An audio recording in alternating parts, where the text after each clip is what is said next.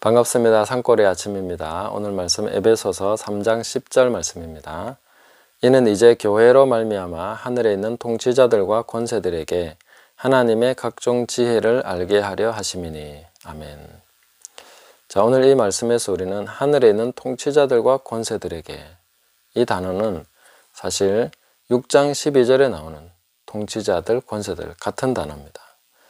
그래서 이 통치자들과 권세들을 상대해서 하나님께서 교회를 통해서 무엇을 보여주고자 하셨는가 하는 것을 여기에서 말씀해 주고 있는데, 우리는 흔히 기본적으로 생각할 때 악한 영들, 영적 존재들 하면은 두 가지 정도 우리가 속히 교정해야 될 부분이 있다고 봅니다. 하나는 이들을 상대한다 할 때는 항상 권세, 예수님의 이름, 능력, 이 부분을 먼저 떠올리게 되죠. 물론 그 부분도 우리는 간과해서는 안 됩니다. 예수님의 이름으로 쫓아내야 되고 예수님의 이름으로 권세로서 우리가 상대하고 대적해야 되는 게 맞습니다. 그건 당연히 해야 되는 것이죠. 그건 직접적으로 아주 가까이 상대할 때에 그렇게 하는 것입니다. 그런데 또한 평소에 우리가 이런 영들을 상대로 하나님께서 보여주고자 하신 것은 하나님의 각종 지혜라고 말씀해주고 있습니다. 교회를 통해서 하나님이 드러내시고자 하는 것은 능력과 권세에 있어서만이 아니라 하나님의 각종 다양한 종류의 지혜를 교회를 통해서 이 악한 영들에게 알게 하고자 하셨다. 의도가 거기에 있다 하고 주님께서 말씀해 주신 것입니다. 그러니까 우리가 좀 많은 부분에서 생각을 달리 해야 된다는 것이죠. 악한 영들을 상대로 해서 뭔가 지혜가 필요하구나.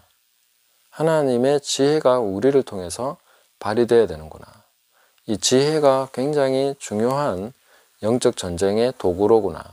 이런 것을 우리가 깨달아야 된다는 것이죠. 영적 전쟁하면 능력하고 땅밟기 하고 막 이렇게 하는데, 기도하면서 그렇게 하는 거는 또 그렇게 한다고 하더라도 땅밟기에 무슨 지혜가 있습니까? 그리고 막 예수님의 이름을 선포하고 막 능력으로 나가고 하는 것에 지혜가 있다고 보지는 않습니다. 그럼 평소에 우리가 이 지혜의 영역에 있어서 영적 전쟁의 그 핵심적인 부분이라는 것을 보고 이 지혜가 무엇인가, 이 부분에서 왜 지혜가 필요한지, 어떤 지혜를 우리가 깨닫고 발휘해야 되고 또 그런 것을 통해서 살아야 되는지, 이런 것을 우리가 깨달을 필요가 있다 하는 것을 좀 분명히 인지를 해야 되겠습니다. 디모데전서 4장 1절에 보시면 이렇게 말씀하고 계시죠. 그러나 성령이 밝히 말씀하시기를 후일에 어떤 사람들이 믿음에서 떠나 미혹하는 영과 귀신의 가르침을 따르리라 하셨으니. 자, 여기서 디모데에게 사도 바울이 이 영들에 대해서 미혹하는 영, 그 다음에 귀신의 가르침, 두 가지로 말씀해 주고 있습니다. 그래서 우리가 두 번째로 속히 교정해야 될 부분은 귀신들이 지적인 존재라는 것을 우리가 알아야 된다는 것입니다. 귀신들이 가르친다는 거죠. 상당한 논리와 합리적인 것과 역사와 이런 거, 철학을 꿰뚫어서 귀신들이 가르친다는 겁니다. 귀신들의 가르침을 따른다라고 말씀해주고 있는 것이죠.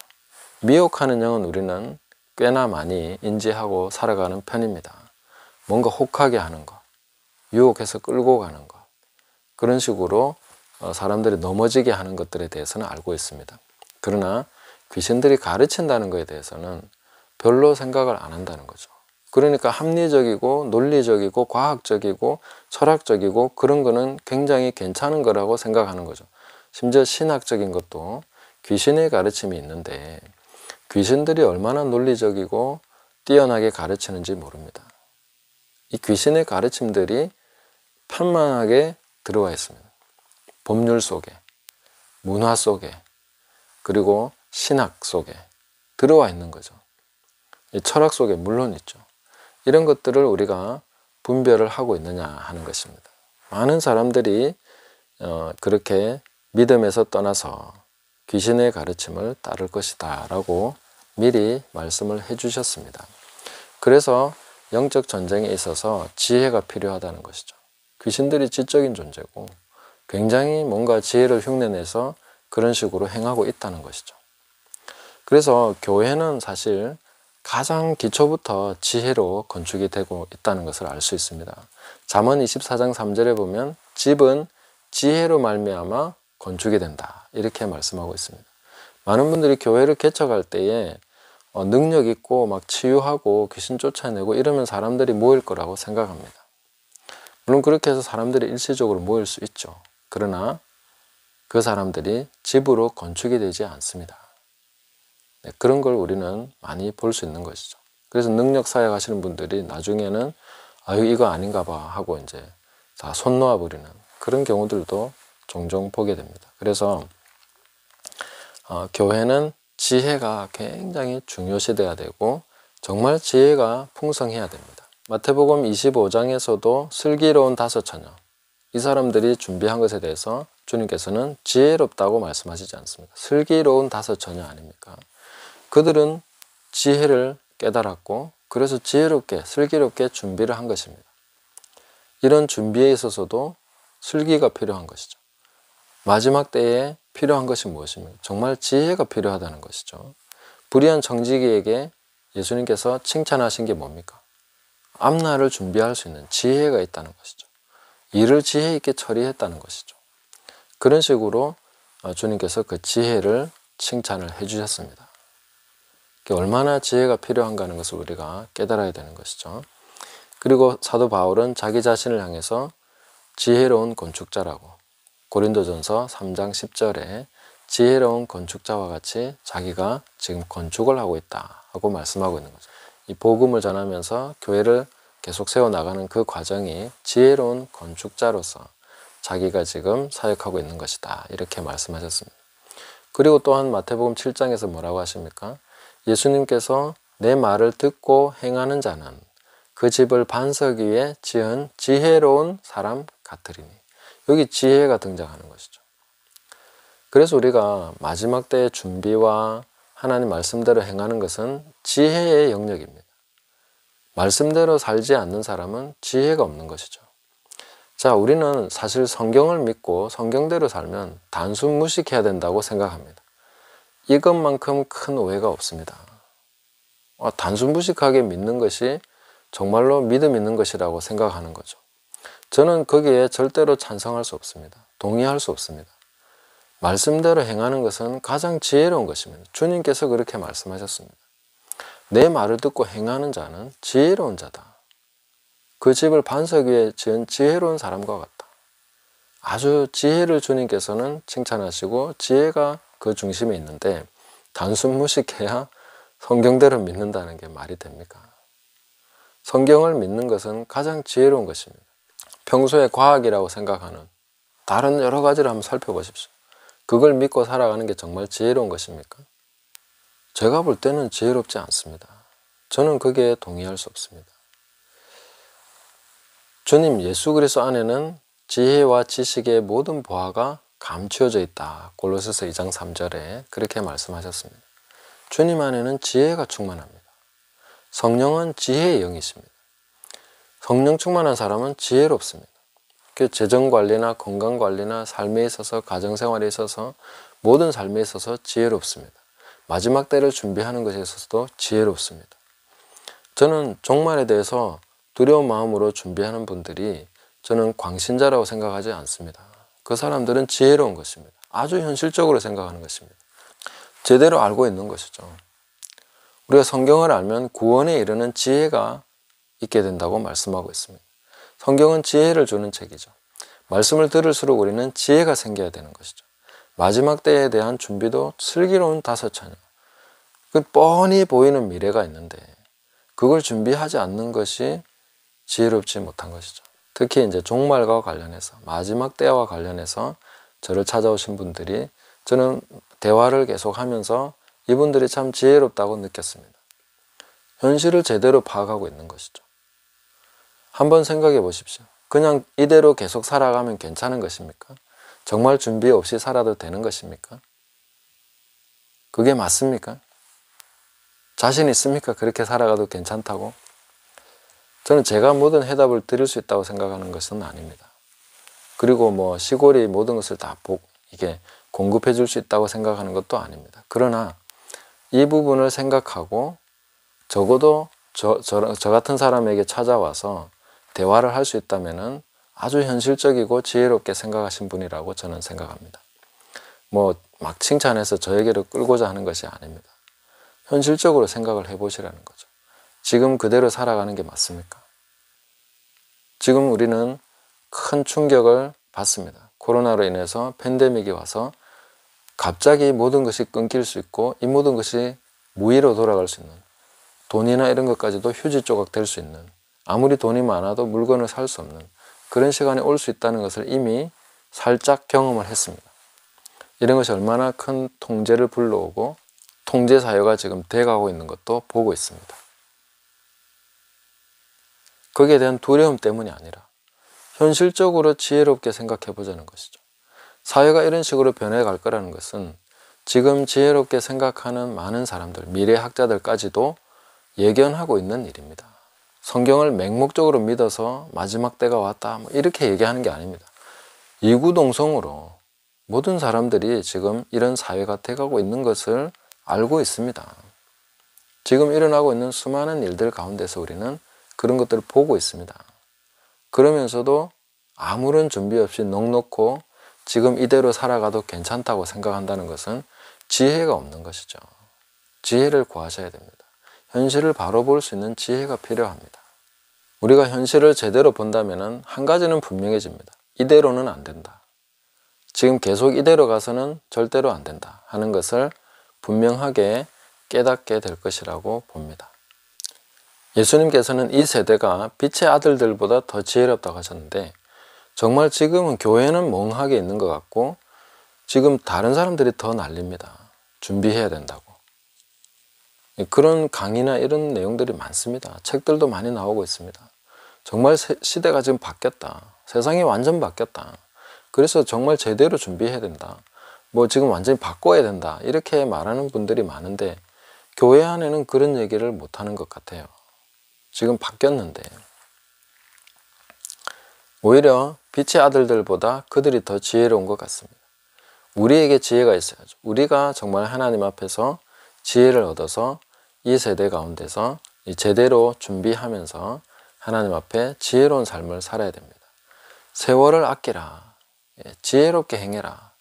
지금 시대가 악하다라고 말씀하고 있습니다. 이렇게 세월을 아끼는 것은 지혜가 필요하다는 것이죠. 지혜가 있어야 세월을 아낄 수 있습니다. 이 악한 세대에 제대로 대처할 수 있습니다. 이 지혜를 구해야 됩니다. 야고보서 1장 5절에 너희 중에 누구든지 지혜가 부족하면 후히 주시고 꾸짖지 아니하시는 하나님께 구해라. 그리하면 주시리라. 이렇게 말씀하셨습니다. 후히 주신다고 하셨습니다. 하나님 지혜를 주시기를 너무 원하시는 거죠. 지혜를 구하셔야 됩니다. 교회는 항상 하나님의 지혜로서 악한 영들에게 이 세대 가운데 나타나게 되어 있습니다. 하나님의 각종 지혜가 나타나게, 각종 지혜를 알게 하려 하십니다. 제가 종종 계속 본질로 돌아가야 된다. 앞으로 일어나는 모든 일들에 대해서 우리는 본질로 돌아가면 된다라고 말씀드리고 있습니다. 왜냐하면 이 교회 자체가 이미 모든 것을 뛰어넘을 수 있는 DNA를 다 가지고 있습니다. 아무리 큰 환란이 와도, 죽음의 위협이 와도, 그런 팬데믹 사태가 와도, 대환란과 대종말이 와도 교회는 끄떡없이 모든 것을 다 견디고 살아남고 오히려 그 안에서 성장하고 꽃 피우고 열매 맺을 수 있도록 이미 다 그렇게 설계가 되어 있는 것입니다. 교회는 출발부터, 시작부터 환란과 죽음의 공포와 그런 위협과 미혹과 이런 그런 모든 공격들을 받으면서 교회는 계속 성장해 왔습니다. 뭐 세상이 교회를 환영해주고 길러줘서 그렇게 교회가 성장해 왔습니까? 그렇지 않다는 것이죠. 밟히고 죽임당하고 찢김당하고 때로는 유혹하고 때로는 구슬리고 때로는 오히려 부추겨가지고 그렇게 넘어뜨리기도 하고 이렇게 왔지만 결국은 교회는 지금까지 왔습니다. 계속해서 교회는 성장하고 있고 더 거룩해지고 있고 더 아름다워지고 있고 더 완성돼 가고 있습니다. 제가 이렇게 말씀드리면 교회가 어떻게 그렇게 돼가고 있습니까? 우리나라 교회는 다 썩었어요. 목회자들 다 끝났어요. 이런 식으로 생각하는 분들이 있습니다. 그거는 그것만 보는 거죠. 그 나타난 현상만 보는 것이죠. 하나님의 지혜로서 교회가 지금 어떻게 계속해서 정결해지고 완성돼 가고 있는지는 못 보고 있는 것이죠. 교회는 계속 완성돼 가고 있습니다. 더 깨끗해지고 거룩해지고 더 아름다워지고 있습니다. 더 풍성해지고 있습니다. 하나님의 각종 지혜는 교회사 2000년을 통해서 계속해서 나타나고 있습니다. 교회는 밟혀도 찢겨도 죽여도 눌러도 계속해서 거기서 더 아름답고 거룩하고 더 풍성하게 성장해가고 있습니다. 이런 것들을 우리가 봐야 된다는 것이죠. 그 하나님 나라는, 복음은 결코 매이지 않는다. 사도 바울을 감옥에 가둘 수는 있었지만 하나님의 말씀은 묶어둘 수 없었다 하는 것을 말씀해주고 있죠. 하나님의 지혜가 교회를 통해서 나타납니다. 어리석은 자들, 없는 자들, 비천한 자들, 약한 자들, 아무것도 못할 것 같은 사람들을 불러다가 하나님께서 그 강한 자들을 부끄럽게 하시고, 가진 자들을 부끄럽게 하시고, 지혜로운 자들을 부끄럽게 하시고, 이 세대의 지혜를 무색하게 하시면서 하나님은 교회를 통해서 나타내고 계신 것입니다.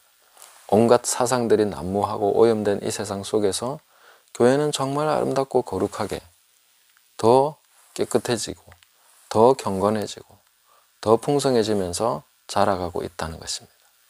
그 예수 그리스도의 오심을 준비하면서 신부로서 단장돼 가고 있다는 것입니다. 하나님의 지혜가 나타나고 있습니다. 그리고 어둠의 권세들, 통치자들과 권세들은 자기들이 어떻게 해도 계속해서 교회는 더 아름다워지고 있는 것을 보면서 경악하면서 겁에 질리고 있는 것이죠. 공포에 질려서 떨고 있는 것이죠. 하나님의 각종 지혜가 교회를 통해서 이 세대 가운데도 나타나고 있다 하는 것입니다. 그런 것을 보아야 제대로 보고 있는 것입니다. 한국교회 썩었어 하는 그런 얘기만 듣지 마시고, 하나님께서 이 교회를 어떻게 아름답게 하시고 각종 지혜로서 각종 지혜로서 승리하게 하시고 지금도 계속해서 그 그리스도의 신부로서 준비시키고 계신가, 어떻게 지금 노아의 방주가 준비되고 완성돼 가고 있는가, 이런 부분에 대해서 우리는 계속 깨달아 가야 됩니다. 하나님의 각종 지혜가 교회 안에 있습니다. 그리고 우리가 그 지혜가 부족하다면 하나님께서 지혜를 주시도록 구해야 되고, 그 지혜와 지식의 모든 보화가 감추어져 있는 예수 그리스도를 바라보면서 이 지혜를 얻어서 이 십자가의 지혜, 이 구원에 이르는 지혜, 하나님의 각종 지혜를 우리가 깨달아서 이 세대 가운데서 진정으로 승리하는 삶을, 지혜로운 삶을, 슬기롭게 준비하는 삶을 그렇게 살아가야 되겠습니다. 감사합니다.